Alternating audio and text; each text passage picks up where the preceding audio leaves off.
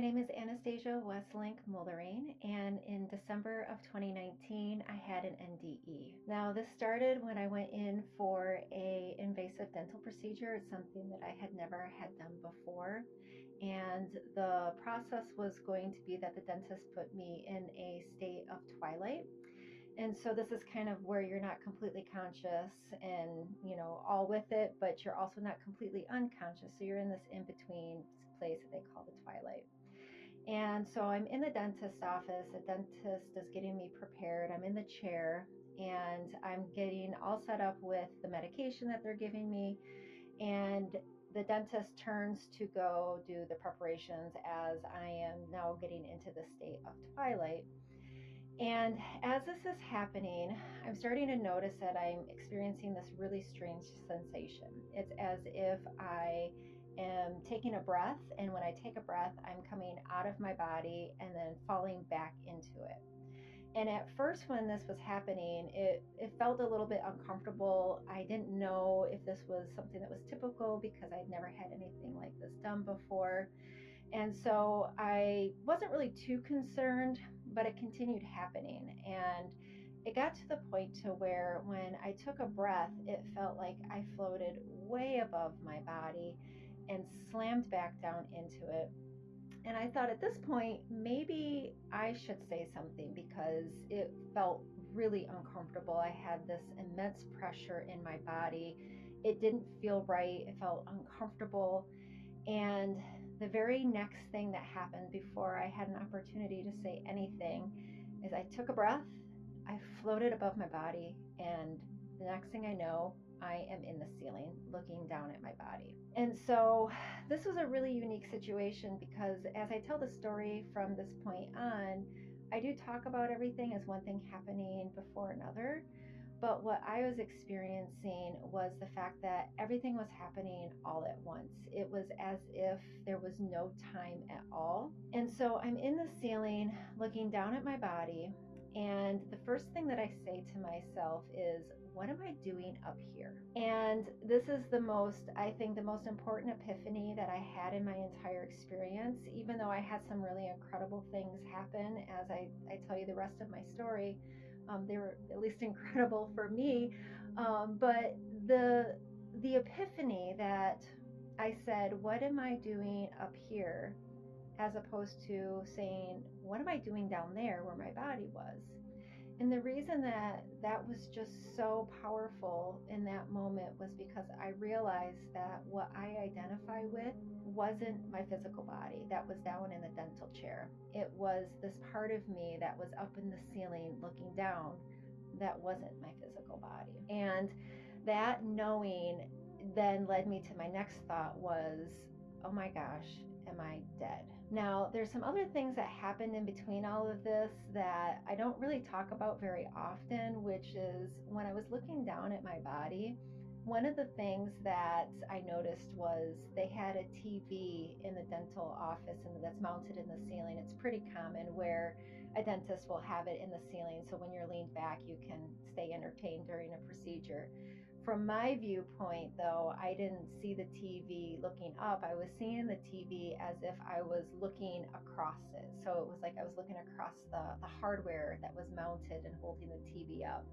And I saw all of this dust and debris that was on the top of the TV. And I didn't really pay too much attention to that at the time. But the very next thing that happened is I flipped upside down, and I'm now just what I feel like is inches from the ceiling, maybe even not even inches, maybe even less than that. It was like so super close to me. And I had this incredible feeling of wonder and awe. And so as I'm taking in all of the ceiling texture and the tiles, I'm noticing all the dust now in the ceiling. And it is the most miraculous thing I feel like in that moment I had ever seen. It was like a child getting a giant ice cream cone and their eyes are just super wide, or going to Disney and just being in this kind of place of awe and wonder. Everything that I was looking at, for whatever reason, and I still don't know the reason why, but everything that I was looking at through the eyes of who I was in the ceiling, it was as if I could only see beauty, even in something as mundane as dust and particle chips in the ceiling. And with that, I like to say my eyes closed, or like this aperture or a veil came down over me, and I was gone. I left the dentist office, and when I opened my eyes, I was in what I call the void. And now this place, as I just left, this feeling of total awe and wonder was amplified infinitely, because where I was complete love and bliss and connection and oneness. And although I call it the void, I often like to refer to it as the void of anything not complete, because in this place, although from what I could see, it was pure darkness, and that seems like that would be a really scary thing. It was the absolute opposite experience. It was just complete contentment, comfort, and an overwhelming connection and oneness with what I would call unconditional love. But unconditional love that's different than anything I had ever experienced in my physical life. This was an unconditional love that filled me up as a being, as opposed to just something I experienced. I could tell in this place of the void of oneness that despite the fact that I could still identify with myself as an individual, I very much felt like I was completely one with this place, that it was as much a part of me as I was a part of it. And I also had this awareness that even if I didn't exist, if I had not exist, even just for a moment, that there would be no way for this oneness, this pure, unbelievable love to exist either. And in this place, although it is a void, there was this instant knowing that came with it. And it was like I was tapped into this infinite, all-knowing intelligence that was also complete and unconditional love. And in this place of knowing, I felt like I was connected to everybody. Every soul that has and will ever exist, and every experience that a soul had ever had. It was as if I was connected to it. And what's hard to describe is the fact that to have that connection of knowing every soul, because in our physical lives we often associate knowing with our thought processes, with learning something, with being able to take in new information. And once we can say we know something, it's often because we've gone through a lot of mental process to get there. And that was completely not the case where I was in this void.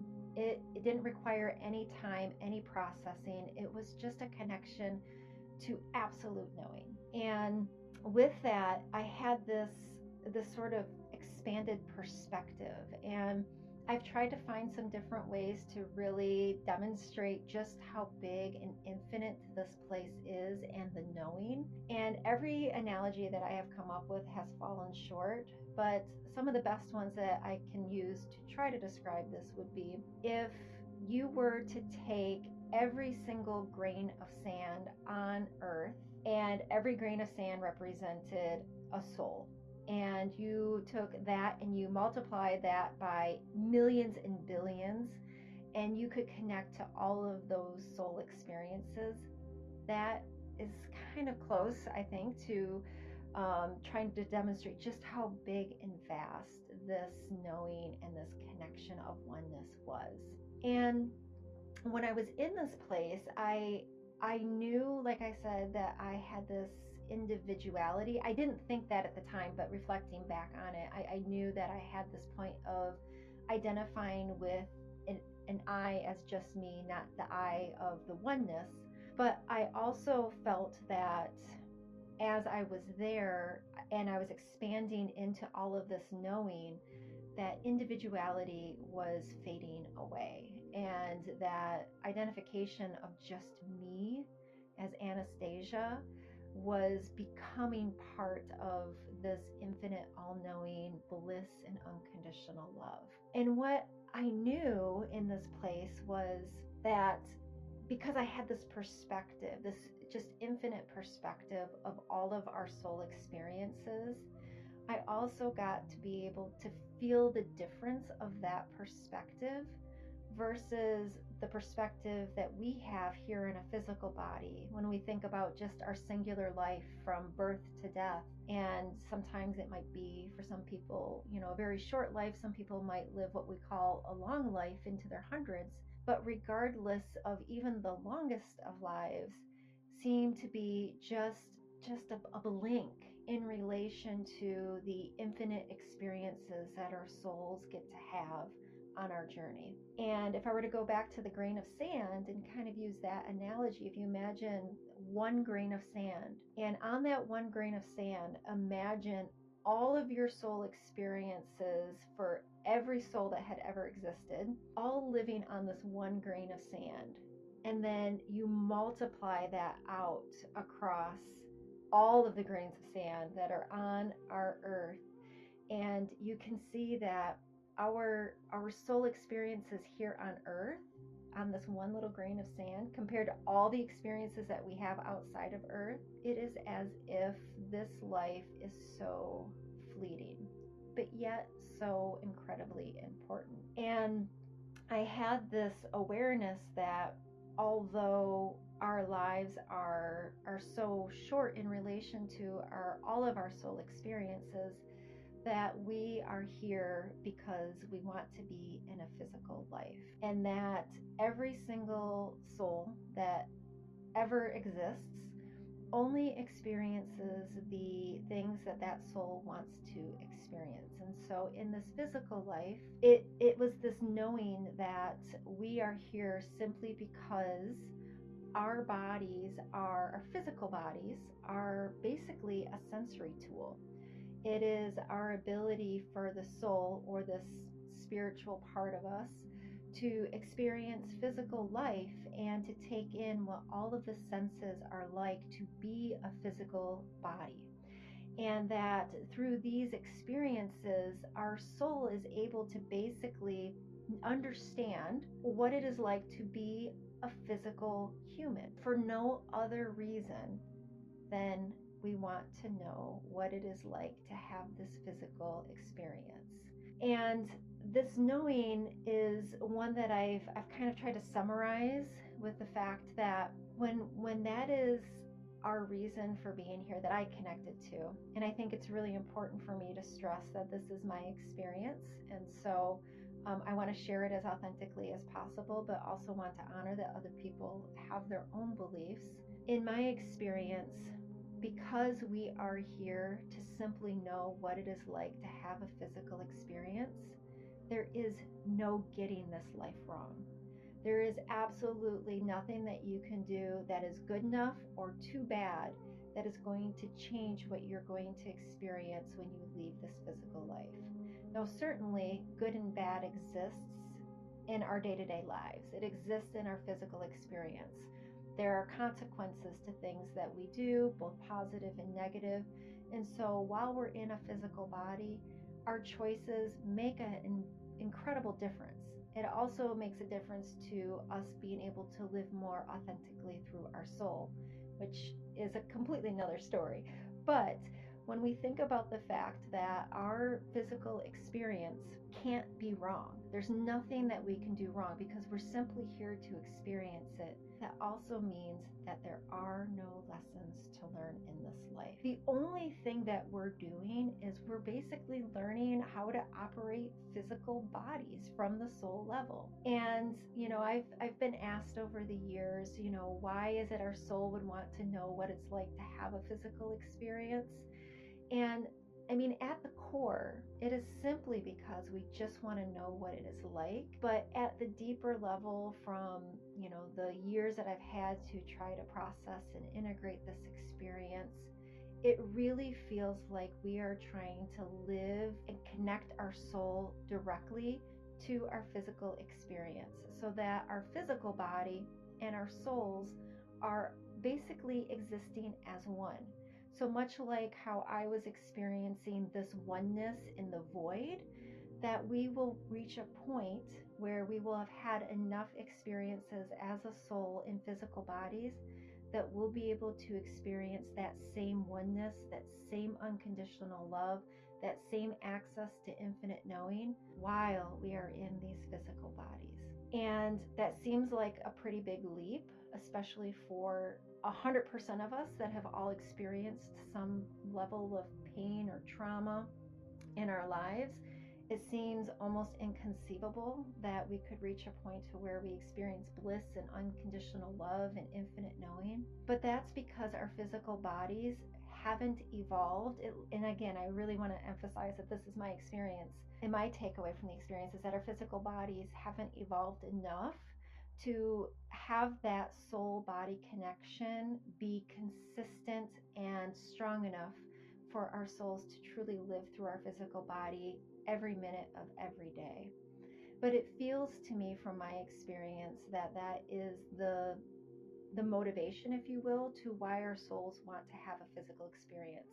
It's as if it's the opportunity to expand unconditional love into the physical world instead of it just existing in this other spiritual world or the oneness or the void, whatever you want to call it. That we have the ability through strengthening our connection to our soul, we can bring more of that peace, love, joy, bliss that is our natural state of being, that's the natural state of our soul existence, into our physical experience.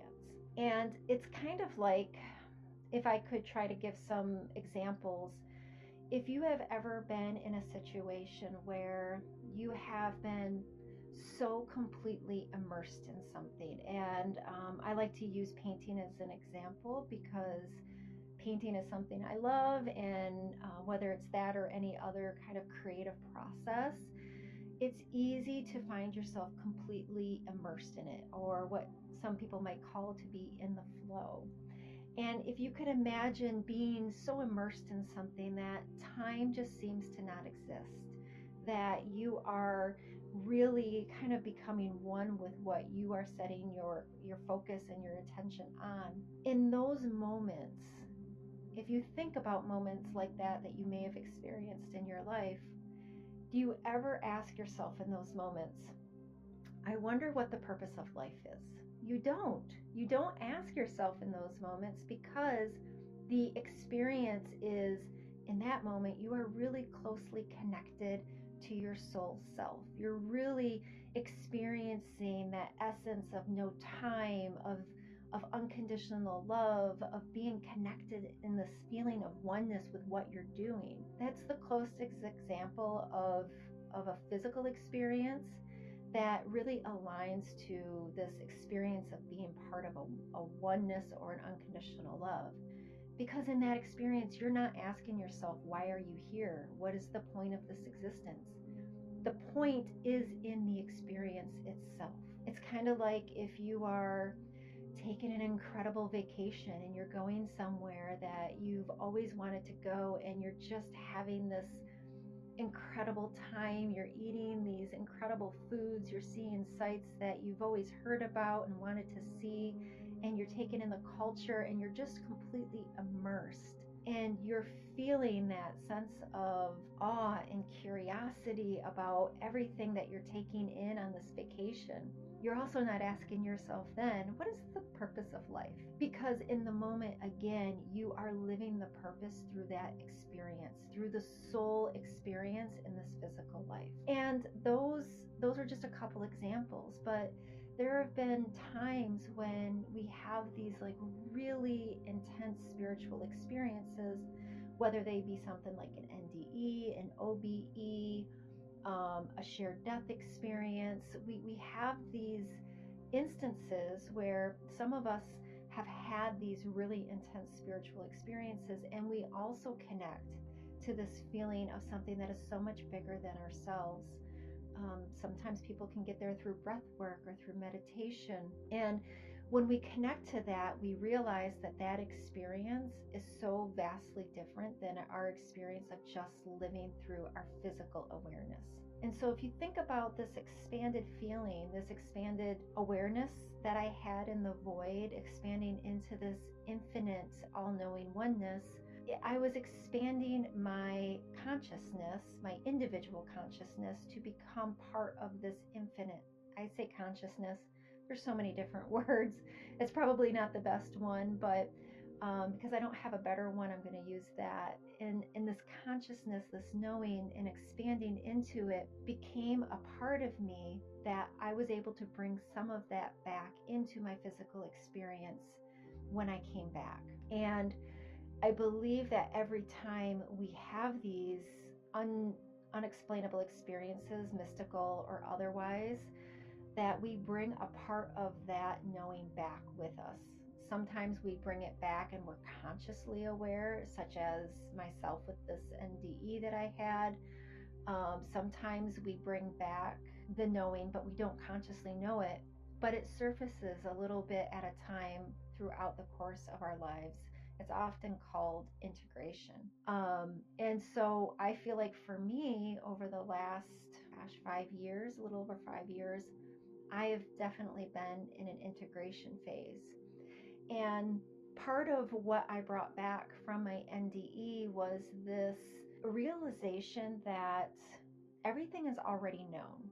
Because in this place of knowing that I was in, this place of oneness, everything was already known. There wasn't anything that was unknown. And I can reflect back on that and realize that despite the fact that I was connected to this oneness, I had to expand into it in order to be able to know myself individually what this oneness also comprised of. And the way that I would expand into it wasn't by asking questions like, what is the purpose of life? The only way I could expand into it was by being curious, like, oh, I wonder what the purpose of my life was. And it seems very subtle, but yet the implications of this and what I've come to understand in my integration afterward is that this curiosity acknowledges and honors the fact that there are no unanswered questions about our existence. There are no unanswered questions about our soul's experiences. There's no unanswered questions about what we can experience as a physical being. And so I've brought that back. And part of my practice now to help strengthen this connection to my soul, because there is nothing I would love more than to have that experience again. I would love to be able to be in that unconditional bliss in knowing every minute of my life, because it's so beautiful, it's so complete. There is nothing lacking. And so I try to strengthen that by using that same philosophy of curiosity in my life. I don't ask myself anymore, why doesn't this work? Or why isn't that happening? Or what's wrong with this? I ask myself from a place of curiosity. I wonder what it would be like when this thing happens. Or I wonder what the experience is like if I experience this. And it completely has reframed the way that I think about my life. My mindset is completely different. And I have found that thought process of being curious, it takes the pressure off. It takes the pressure off trying to find an answer to something, because instead of us in our limited mind, which is really just a collection, our physical minds is just a collection of all the experiences and things that we've been exposed to in this physical life. But our soul is connected to this infinite all-knowing oneness.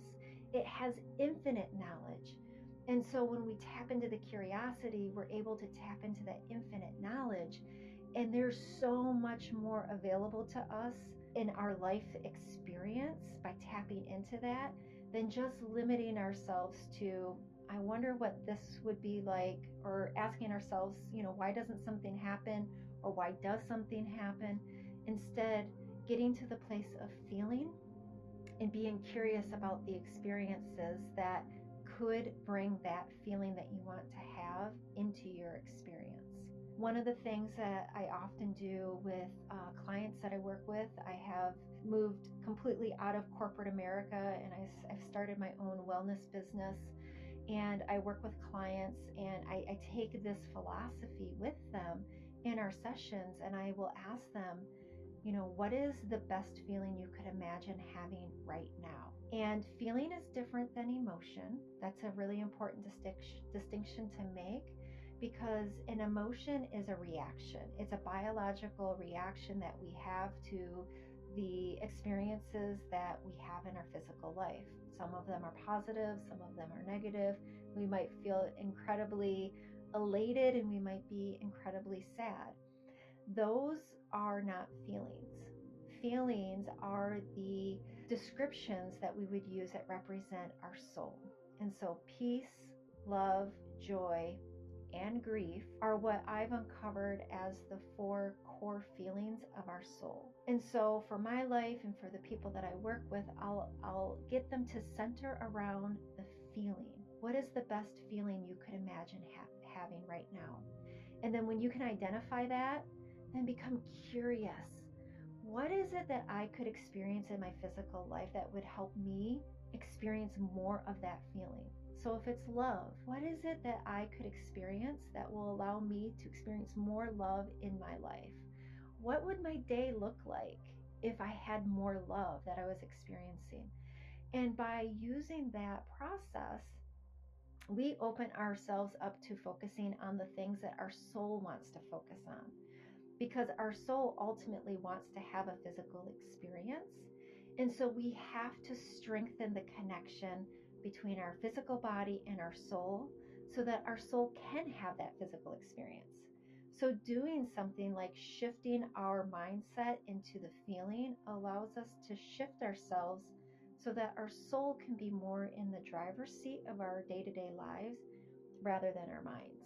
Another way I like to explain this, and it seems kind of timely because, there is a definite expansion right now of all things artificial intelligence.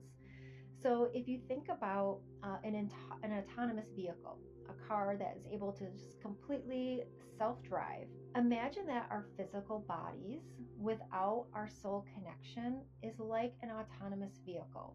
It basically just knows how to operate based on what it's been programmed. And so all the things it's experienced, it's learned from, it's learned how to get from point A to point B without getting into an accident. It's learned how to drive in the most efficient way possible. It's basically learned how to navigate life based off of everything that it's experienced. But when you can put a person in the driver's seat, now it's no longer just about trying to avoid dangers or trying to, go the fastest route possible. It's also about the experience of it. And so when our soul is in the physical body's driver's seat, it's about experiencing life from that soul perspective. And when we tap into that, those moments, which for some that have had spiritual, mystical experiences where they've tapped into something similar to this, it's no longer about that being a once in a lifetime experience. It's about becoming a part of that every single day. And one of the things that can really resist or restrict our ability to reach that soul connection is fear. And fear acts as a kind of a boundary between our physical body and our soul. Because again, our soul represents everything that has ever been known. And so there is no fear in that soul space. So in the void, in that oneness, fear just didn't exist. It wasn't even conceivable. It was as if, because everything was complete, there was no ability to even conceive that something could be lost, something could be hurt. And yet in our physical lives, we experience that. We experience hurt and pain. And so because our physical minds are programmed to avoid pain and to try to seek the things that we will enjoy, we can often miss out on the experience of connecting to the soul, because we're so focused on avoiding the things that we fear, which puts us squarely in our physical brain and it removes our ability to be reaching that expanded feeling and connection with the soul. And so it's not just as easy to say that we just stop having fear, but again, if we start to shift our focus into the feeling and the highest feelings that we want to experience, then from my NDE, I live very confidently that by doing that, I am connecting even that much closer to my soul experience and to what my soul ultimately wants to have. And so in this place that I'm expanding into this void and this oneness, I realized that the experiences that our soul can have are infinite. So this physical life is just one of many, many experiences. And what is hard to describe is that in this place of oneness, in this void, because there was no time, I knew that I was experiencing every experience that my soul could ever have, this physical life and all other experiences, all at the same time. And I've struggled with trying to explain how there can be no time because we're so embedded in time in our physical reality. The best way I can explain it is if you were to imagine your soul be in the center of a wheel, a hub, and then imagine the outer ring around this hub represents your soul experiences. And this soul experience, especially in our physical life, is subjected to time. So there is a moving from one point to another. And so using our physical body and this physical life as an example, it's as if our physical life is moving through time around until we end this physical life. But from the center, there's these spokes. And so our soul can access any point in time of our physical life all at once, but then multiply that across all soul experiences. It's as if there's a connection to every single soul experience. And because in this place of oneness that's connected to every single soul that has ever existed, that is the connection to every single experience every soul has ever had. And how it seems to be possible without there being time. It's not like we are living through the time like our physical body does as a soul on the other side, but rather we exist, but we have access to the experiences where time is present and time is not. And with that, it became immediately understood that we do not have a limit to what we can experience in the afterlife. So an idea that, a religious type of idea where we are only limited to either going to a heaven or to a hell, and that experience is completely driven by what we experience in this physical life, was absolutely not part of my experience. That our souls are so infinitely big and complete that, again, from my experience, it would be inconceivable for me to even try to comprehend that anything I do in this physical life is going to add or take away from my soul. It's actually the other way around. It's the soul adding to our physical life. And so it's not if we do bad, then our soul gets punished, because our soul is already complete. There is absolutely nothing that can take away from it. And this physical life is, not even the snapping of a finger in relation to all of our soul experiences. And so this idea that, our soul can only go to one or two experiences in the afterlife was absolutely not part of my experience at all. It was an infinite number of experiences that our soul could choose to have. And it had nothing to do with this physical life as a determination of what we got to experience in the afterlife. So we weren't only allowed to experience certain things. There wasn't only one path I could go down as a soul. It was this connection and awareness of all of those experiences, and then becoming curious as to maybe which one I would want to go experience.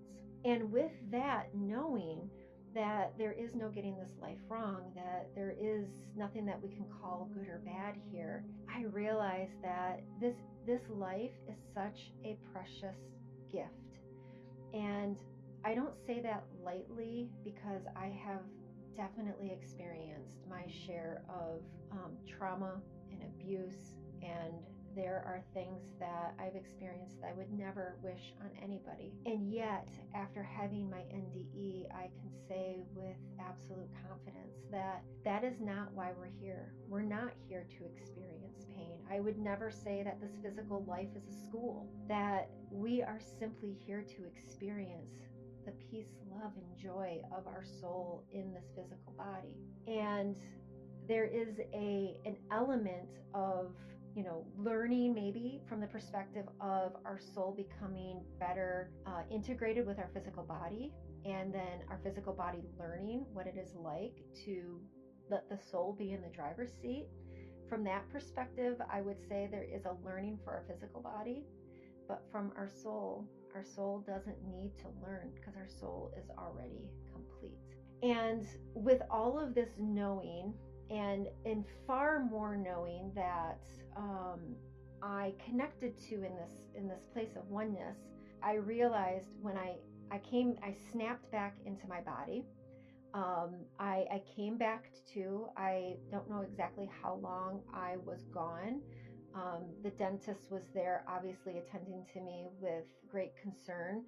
I was not resuscitated in that normal sense, but I was definitely not alive in the sense that I wasn't present in my body. And then when I came back, I remember this immediate, first of all, just complete discomfort of being back in my physical body. It was as if all of the physical senses were so heavy and so, I don't want to say dark, not dark in that sense because I just came from this complete darkness, but just this like limitation, I guess is a good way to put it, this feeling the absolute limitations of being a physical body. And for a moment, I was straddled across these two places, my physical body that I was back in, and still having a foot in this oneness or this void that I had just came from.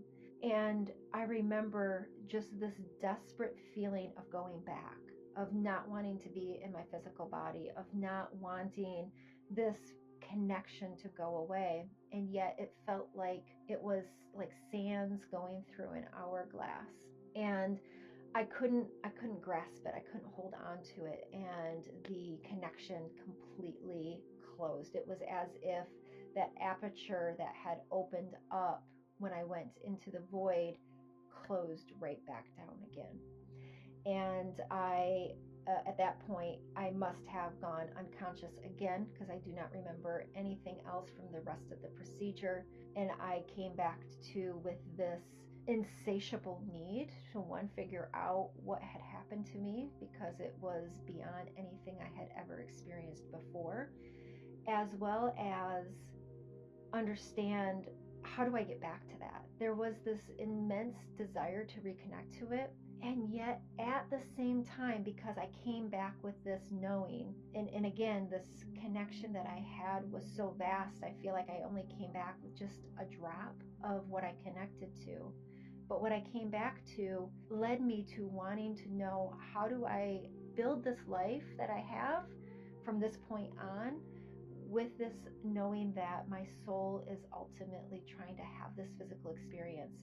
And the greater of the connection I make, the greater the experience will be for me as a physical body to have in this physical life. And so I, like many NDEers, there is like a line that gets drawn in the sand of life where there's everything that happened in your life before an NDE, and then there's everything that happens after an NDE. And one of the things that happened before I had my NDE was, I was very much a corporate driven person. I lived my life for all the things that many people focus on as they consider, how to build their lives and success and what they think is going to ultimately make them happy. And so I was a vice president in a corporation. I had my eyes set on growing my career to the point of becoming CEO. I saw myself as, a hardworking person, mother, wife. There were all of these attributes that I really would have considered myself before my NDE. And after my NDE, I quit my corporate job. I started a wellness business. I no longer think of myself and my life successes as what I can achieve, either monetarily or career-wise. I think about my life successes. How much of this experience am I having?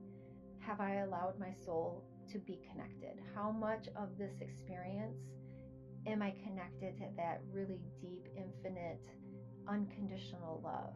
And that is how I gauge what I would call now a successful life, is how much of it I truly get to experience through peace, love, and joy. And yet, I still don't have the answer to it completely, despite what I experienced and just this little nugget of knowledge that I brought back. I am still experiencing more. I'm still unpacking things that I know I brought back, but I couldn't quite comprehend, because it's like, people use the term download, and I'm not a huge fan of that, because it usually has like this implication that, only some people can download information. That's not the case. Everybody can have a connection to their soul. But I feel like there is all of this knowing that I connected to, but it was too big for my physical brain to process it. And so it requires this time to really kind of get through every little aspect, and to the point to where I can really comprehend it. And the best way to try to explain this is I really truly think our physical brains at this point in our human evolution are not evolved enough yet to completely handle the processing that would be required to know everything that our soul and that this oneness knows. I've often said that I think there are people in our, in our population and in our lives that represent maybe a greater evolution, like they have a greater ability to process these things just biologically, but there isn't any limitation to who can connect to this. It is absolutely available to everybody. Everybody has the ability to connect to this infinite, all-knowing love and oneness. There is no limitation for anybody. And so that type of connection being available to you is something that I feel, as you connect to it, you begin to open up your knowing. And so what do I mean by that? Imagine an ancient civilization, like one that had lived maybe 20, 30,000 years ago. Maybe they live in caves or grass huts, but they have no understanding of what we do in our modern lives. So they don't understand electricity. They don't understand skyscrapers. They don't understand cell phones or anything that we would consider our modern understanding of what we have available to us. And if you were to go back in time to this ancient civilization and say, I picked up the phone and I called somebody yesterday, they would have no idea what you were talking about. They couldn't even begin to comprehend the idea that a conversation could happen between two people in two different places. And so if you think about that analogy, there's absolutely the same thing that happens with us as physical human beings in relation to what our soul knows. Our soul has so much more infinite knowledge than our physical lives, than this physical brain at this point in time. And so if our soul were to try to give us everything that is possible for us, we wouldn't be able to comprehend it. It's even something that when you think about just trying to describe no time, where, I go into this place where there was no time, and other NDEers have talked about that too, that there is this experience of just linear time dissolving. But to try to explain that is really difficult. Well, imagine even more advanced things that our soul knows. It makes complete sense that our physical minds don't know it either. So I understand and appreciate that there's so much that I connected to in this void and oneness that I simply will never be able to articulate, because I believe it's so big in this lifetime, my physical brain will not be able to process it. And I think that's the beautiful part about our humanity, to evolve into the place where we're building this spiritual knowing, we're building this understanding that there's so much more to who we are than our physical bodies, that there is this aspect of us that we can connect to, and that as we build that spiritual knowledge, we are opening up ourselves to the greater and greater understanding of what our possibility and potential is. I think going back to fear, if we think about, this ancient civilization, if they had a deep belief that something was good or bad, if they had seen somebody being able to talk to somebody else without that other person being present, their limited knowing could label that thing any number of negative circumstances. They could say that that person was possessed, or they're part of the devil, or anything that represents what they don't understand and what they fear. And that is the thing that will limit our ability to be connected to this infinite all-knowing nature and build upon it in our physical lives. If we can, and I have, again, I do not want to come across as discounting religion or religious beliefs. I feel like the ability to use religion to understand that there is something bigger than our physical selves is a beautiful thing. But if we limit ourselves and we only look at the things that we don't understand as through the lens of something that's bad or something that's evil, then we limit our ability to grow our knowledge of who we really are at the soul level, which limits our ability to bring that knowledge into this physical life and to evolve humanity over time to really begin to understand these more deep and complex spiritual aspects of who we really are. And so through the last few years, I've been building this knowledge. I know that I'm going to be integrating this through the rest of my entire life. I try to share what I've learned as I'm learning it, I should say integrating it, since my NDE. I by no means see myself as somebody who has all the answers. As a matter of fact, I see myself as somebody who now I know only has just a speck of the answers. And yet I still have this complete understanding that I can't get this life wrong, that there's absolutely no choice I can make, nothing that I can do that's ultimately going to say I did this life right or I did this life wrong when it comes to an end. And with that, I encourage, if there's any one thing that I would encourage anybody to take away from my experience, is to let yourself off the hook, to allow yourself to be curious about what life has to offer, to encourage yourself to prioritize connecting and to deepen the understanding of who you are outside of a physical body, to recognize when fear is playing a role that's limiting you, and to do everything in your power to try to look at life through the eyes of your soul and see peace, love, and joy in everything.